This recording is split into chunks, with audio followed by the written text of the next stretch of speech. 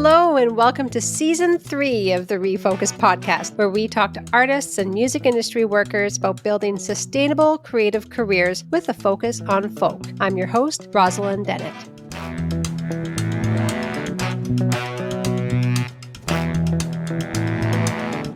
Hello and welcome to ReFolkUs. Today our guest is Sarah Jane Scouten. Sarah Jane is a Canadian folk and Americana songwriter who weaves in British folk revival elements with a continuous thread leading back to her roots in bluegrass and old-time music. After transformative 4 years training as an herbalist in southwest Scotland, Sarah Jane has released her 5th album, Turn to Gold, on Light Organ Records. Please welcome Sarah Jane.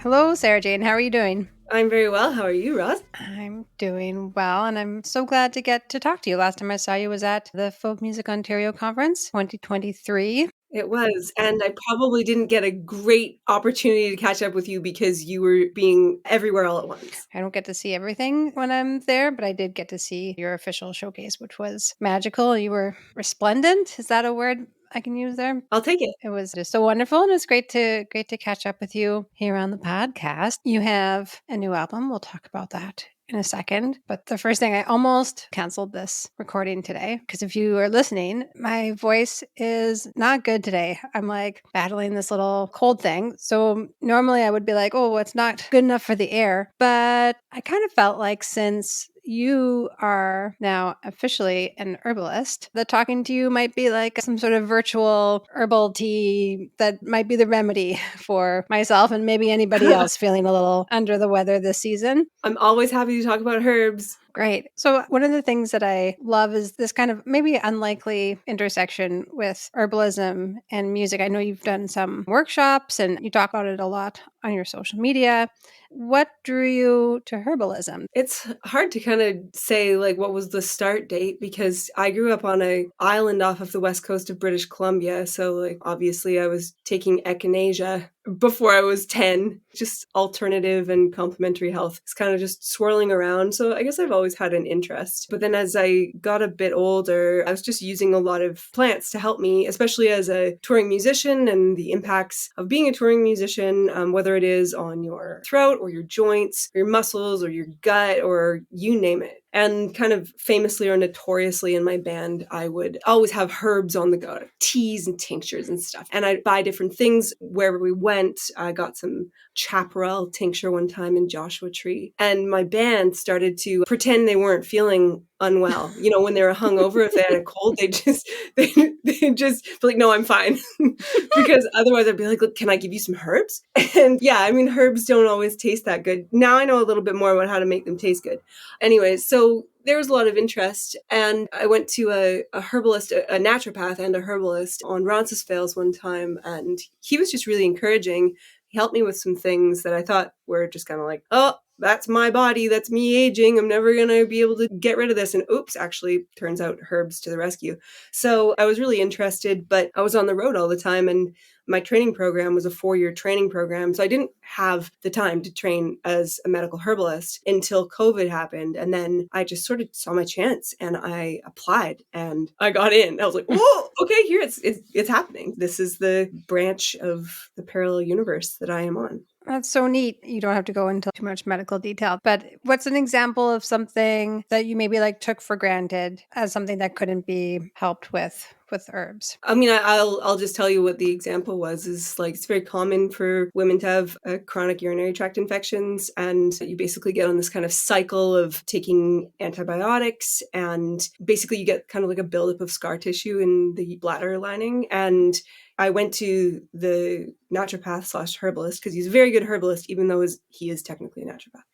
And I said, I just feel like it's irritated. And he's like, well, maybe it is. You know, maybe it isn't solved by dose after dose of antibiotics. And he sent me home with some herbs and some changes, you know, to my diet. And he said, great, come back in a month. Let me know how you're doing. And it was like the symptoms had completely cleared up. And there were things that I'd been feeling kind of crappy for a few years. So yeah. And now with the designation that you have after doing the 4 years of schooling, are you that guy now? Can you know? I'm definitely not a naturopath. Naturopathic doctors have a different form of training and it's really, really broad. They learn so many different things, one of which is medicinal plants. And so I kind of like focused on the medicinal plants. But with that, I thought that when I was going into herb school, that it was going to be a bit like Hogwarts, but it was actually way more medical than it was herbal. The herbs we got to play with and learn about in clinic, but most of the other time I was studying honking medical textbooks, the same ones that are used for people going through medical school. So I am now what's called a medical herbalist.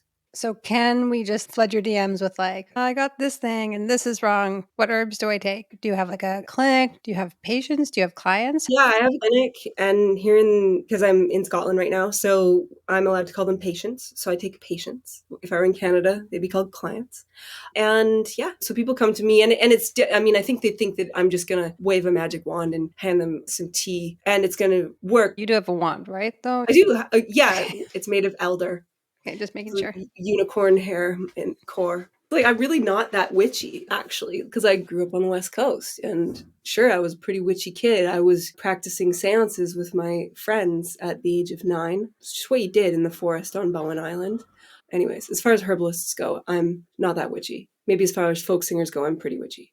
So let's see if we can kind of go into some scenarios of what situations musicians might find themselves in, or music industry workers. And maybe we can talk about some of the ways that people might be able to incorporate some herbalism into their life. Let's do the first and obvious one because of my vocal strain right now. And that's one that probably comes to most people's mind first is vocal strain, sore throat. And I'm sure as a singer, this is something that you've had to deal with. Big time. Or going to people who go to a lot of conferences. Yeah, and the air-conditioned air, and you're probably consuming too much alcohol, and so your mucous membranes are totally dried out.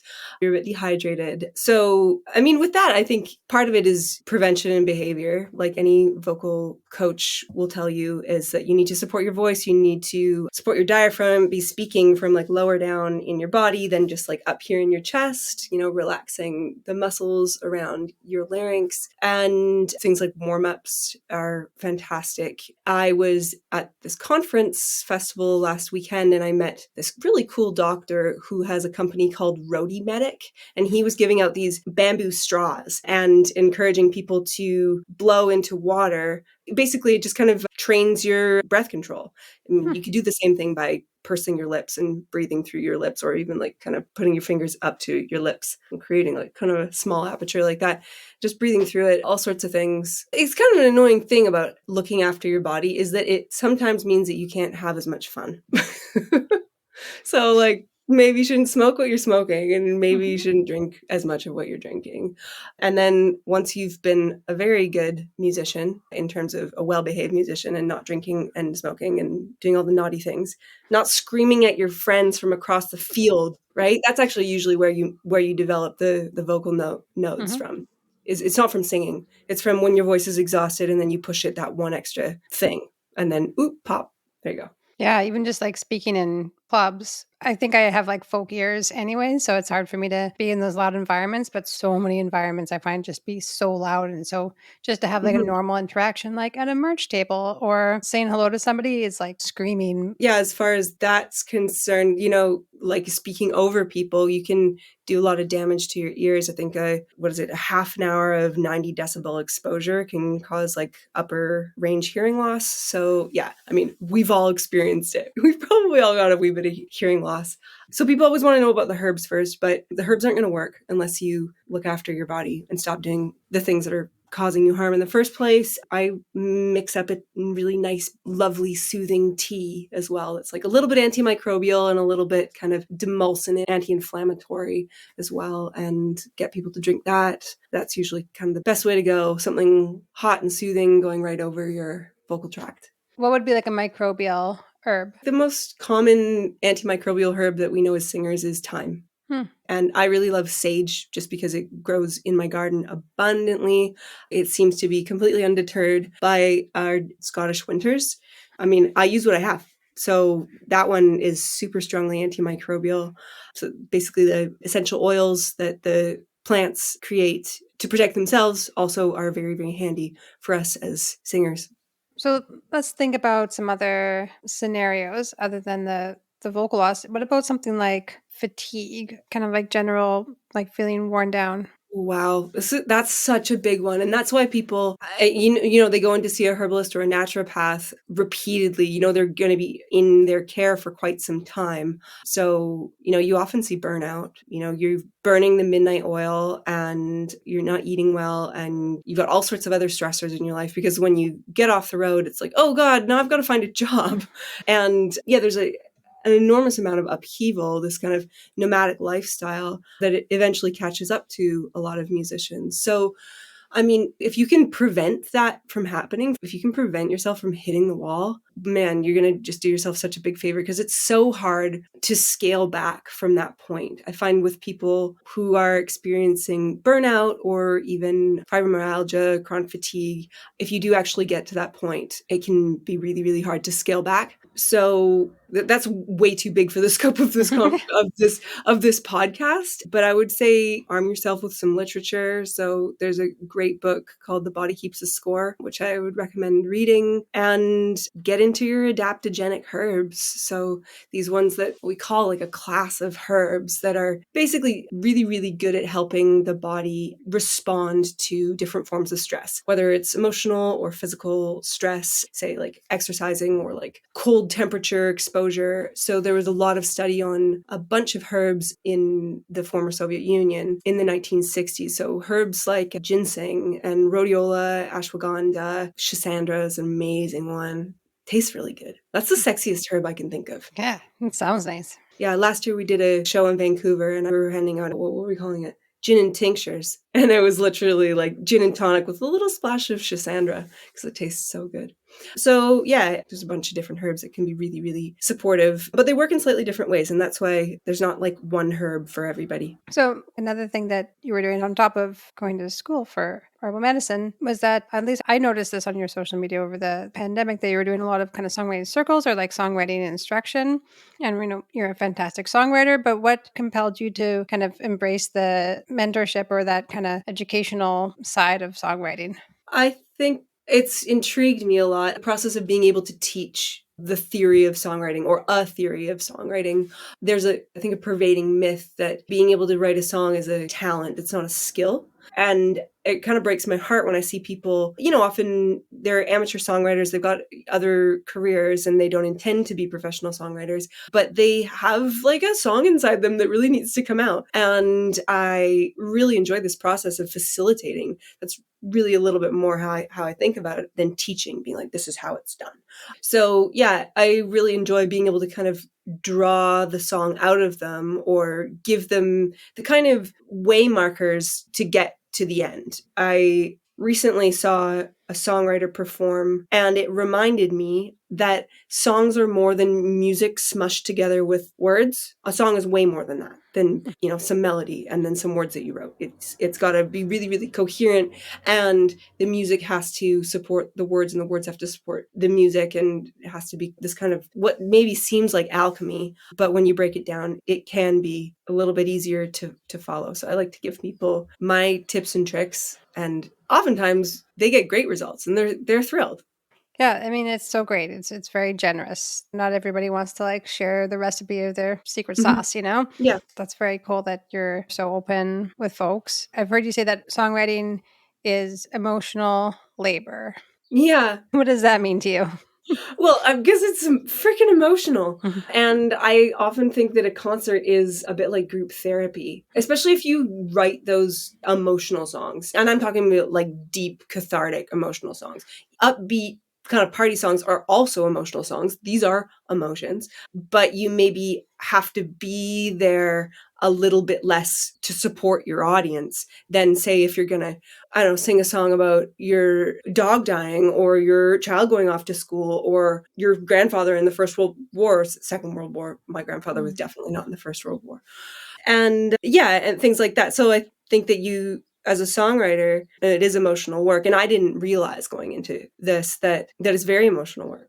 And it can be really exhausting. You get off stage and after the whole day, you're on tour, you get up at 5, you drive for some god-awful amount of time, and you get there and you sound check and you finally you do the show and you try and give them everything you have. And then at the end of the show, someone comes up to you and is like, God, you remind me so much of my daughter who committed suicide last year. And I'm like, oh, whoa, okay. Not prepared, not equipped. And actually, it was through training as a therapist, as a medical herbalist, that I learned this kind of boundarying that has really, really helped. That I'll switch into almost like clinician mode. Like, okay, framing the situation, you need me in this moment, and I'm gonna be pretty clear in my mind how much time and emotion I can give you. Maybe it's 5 minutes.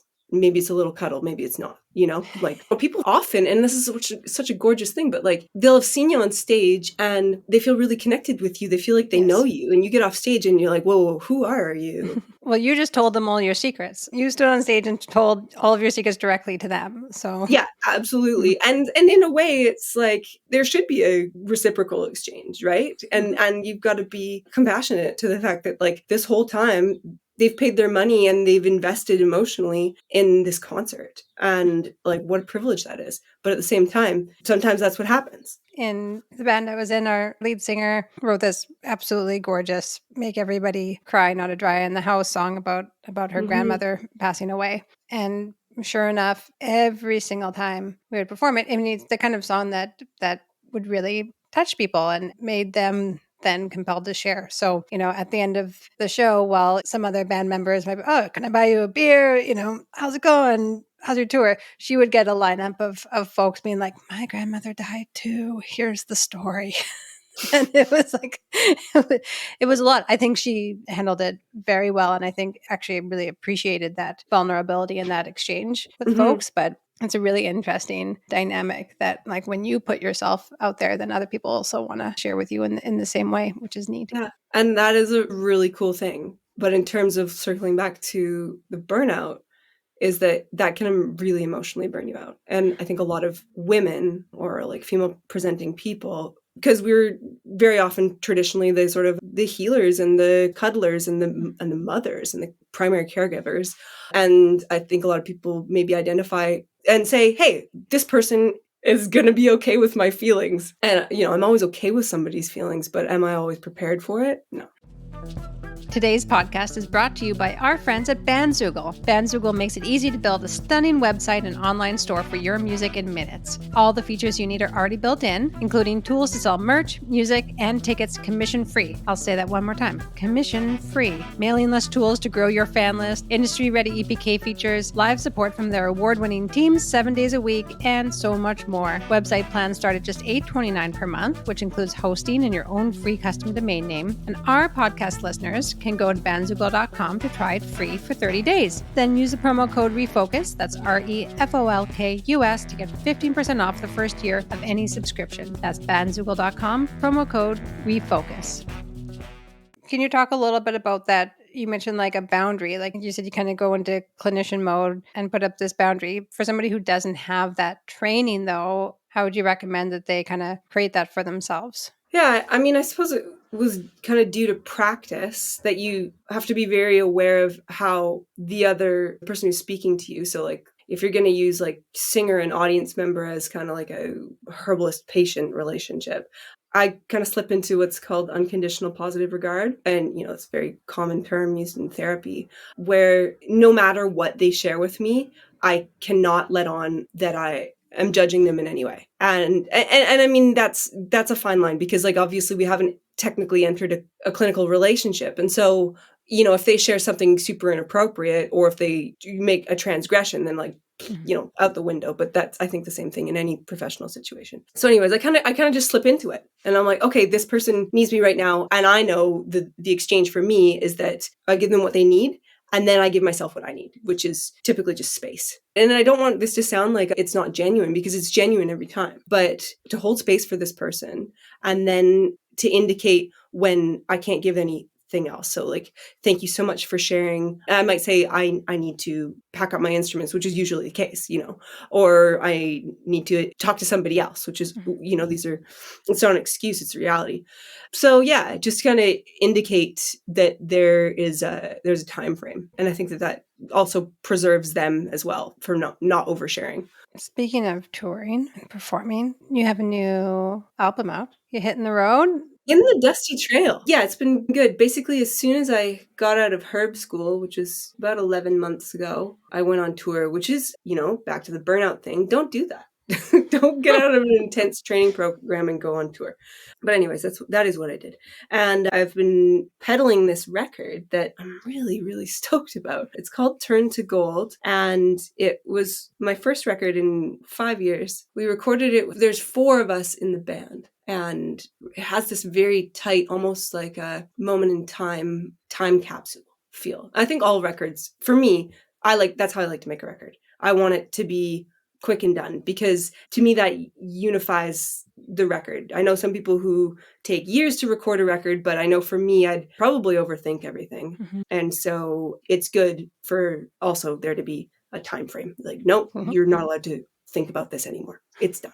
So yeah, we did this in Vancouver. Matt Kelly, who is a genius on keys and guitars and pedal steel, Leon Power on drums, and our good friend James McElhaney on bass. And then me, I'm just, banging away on the acoustic guitar. I did write the songs too. And off we went. We just did a record, and I'm really stoked on it. Okay, I've never made a record that I want to listen to afterward. And it feels sort of silly. And I'm like, oh, is it like weird for me to want to listen to my own record?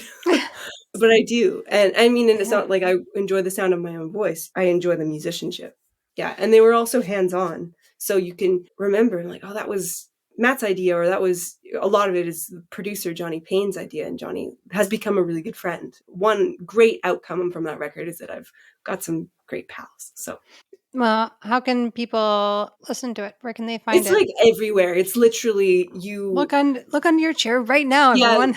Yeah, Reach it's down. like under your shoe. It's like gum, it's like it's dog poo in the park. It's gonna get on your no, it's not. It smells better and it looks better.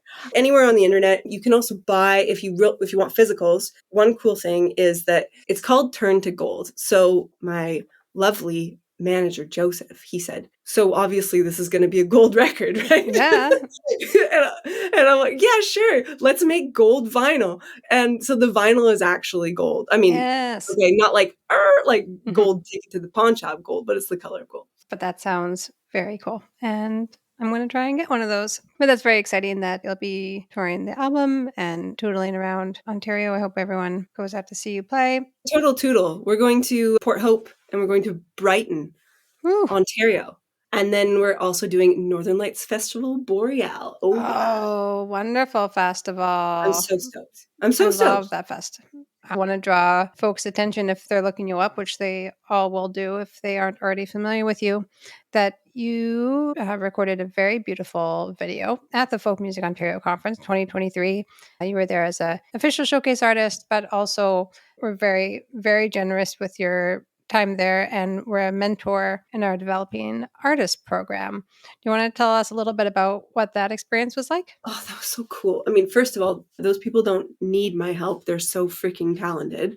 But I just enjoyed getting to know them. The artist mentorship program is very well oiled, I think. And I know that a lot of the artists involved got a lot out of it. And I also found the quality really strong. So it's a really, really cool thing. And so Jesse and Nicholas, who I was working with, very different artists, but I figured, hey guys, we're at Folk Music Ontario. Do you know what that means? Willie P. Bennett. Woohoo!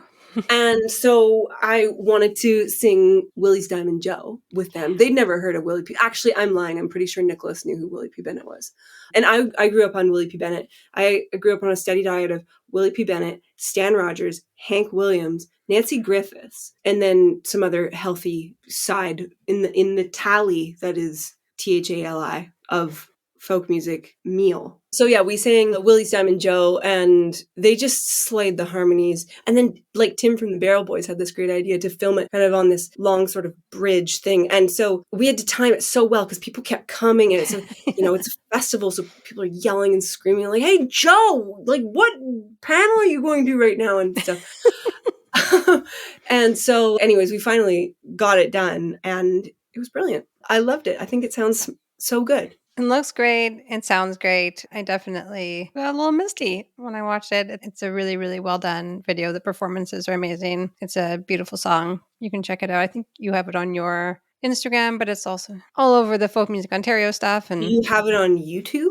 I haven't we seen if it's we on do YouTube. have it Do on people still use YouTube. YouTube? You can go to the Folk Music Ontario YouTube channel and check it out. And the other Developing Artist Program artists and their mentors also recorded videos, and they're also very beautiful. But Sarah Jane's is the only one that was recorded on that weird inter-building bridge. So that's a unique feature. It's cool. It also, I think, provided pretty cool acoustics. Yeah, yeah, Yeah. absolutely. It's like a Well, really long reverb. yeah, that's a great one, and it's such a great program. I'm really glad you were able to be a part of that. Oh god, I was thrilled. I mean, kind of along, that's about the teaching thing. You're right. Not everybody wants to teach songwriting. And I didn't teach songwriting to these folks. We talked about songwriting if they wanted to talk about it. But yeah, there is something really, really cool about helping somebody work through whatever it is that they might be stumbling on in their music career, and whether it's how to finish a song or how to approach a delegate at a festival or a Mhm. conference, how to get the most out of Folk Music Ontario, how to not blow your voice out, how to avoid a hangover. I still haven't figured that one out. The only way I know is to not drink.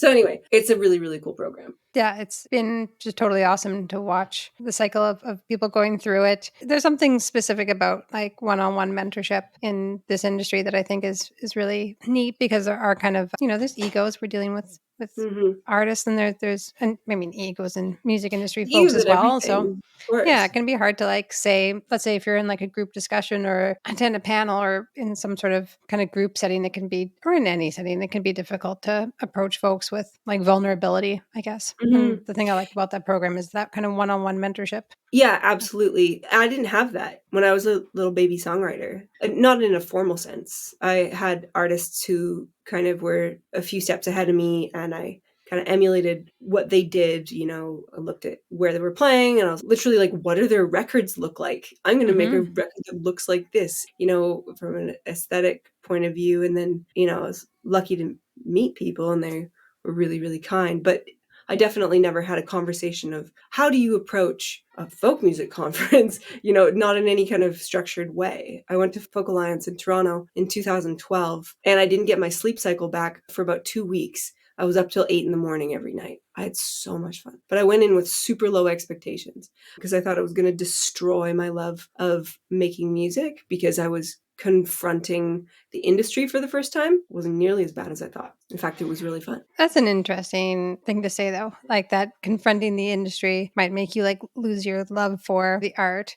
Had you seen that happen to other people, or were you just kind of girding your loins against something you perceived might happen? I don't think I'd seen it happen to other people. I just maybe had acquired some preconceived ideas that, the industry is going to grind you down. And I mean, the reality is like more and more, we are, as artists, we're loaded up with more and more responsibilities that can really grind you down. But yeah, songwriters are artists, but songwriters especially, I think, tend to be pretty sensitive people. And I am certainly one of those. So yeah, it wasn't the easiest thing to do, and it still isn't. I went to a conferencing folks, festival a week ago, and I was still confronting those same feelings. Hmm. And I had to psych myself up with this. Okay, maybe you've seen it. Is this meme of like a little girl holding like a giant owl on her? I don't know. She's at like a falconry exhibit, and there's a giant owl perched on her arm, and she's just got this look of like, she is so powerful and confident in that moment. There's a freaking owl on her arm, and the photo's so good. And I think the caption is like, may you have all the confidence of a 5-year-old girl holding an owl.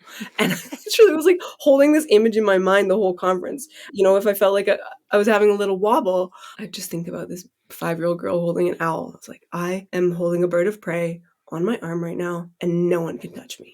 So before we wrap up, we're talking to each of our guests this season. We're in season 3 of the podcast now. Congratulations. Thank you. Thank you. And one of the questions that comes up a lot, I mean, obviously in my day to day, given the work that we do, but the conversation of like, what is folk comes up all the time and is just like my favorite topic of conversation anyways, but it seems to kind of ignite a bit of a spark in folks. So we're asking our guests this season to give us a bit of a insight into, what folk means to them. And it can be like literal and or totally out there. It can be the feeling of it. What is the music? What is the vibe? What is the word? But I'm wondering if you, Sarah Jane Scouten, what does folk mean to you? Gosh, like from a lot of different perspectives. I mean, I think folk is a sound, often really rooted in traditional instruments. My first inclination is to say folk is tradition.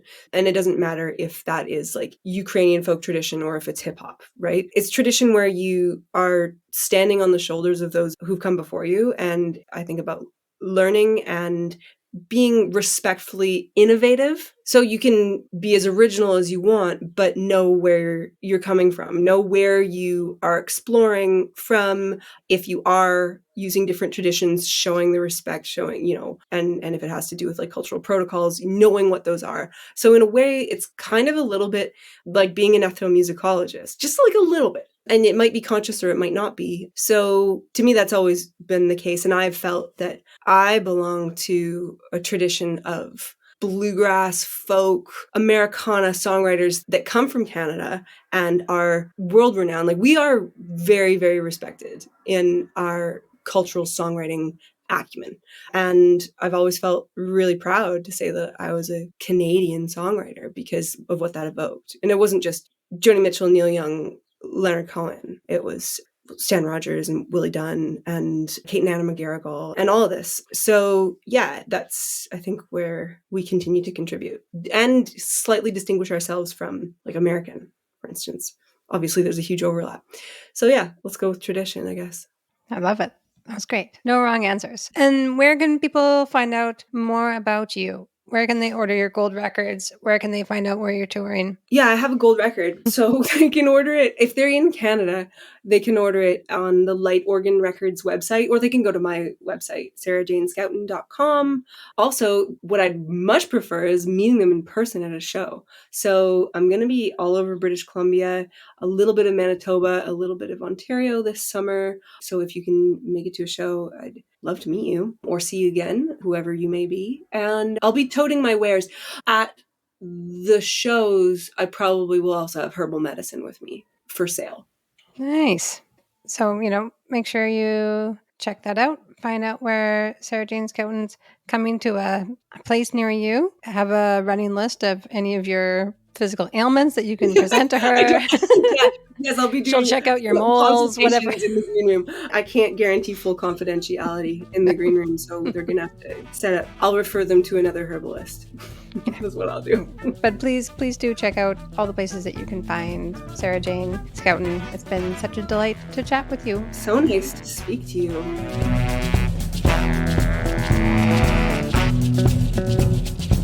That's all for this episode, friends. The ReFolKus podcast is brought to you by Folk Music Ontario. Find out more by heading to folkmusicontario.org/refocus. That's ReFolKus. The podcast is produced by Kayla Nizon and Rosalyn Dennett and mixed by Jordan Moore at the Pod Cabin. The opening theme is by King Cardiac and the artwork is by Jamie Card. Please give us a download, a like, subscribe, rate, and review to let us know you're listening. Until next time, keep it folk and have fun.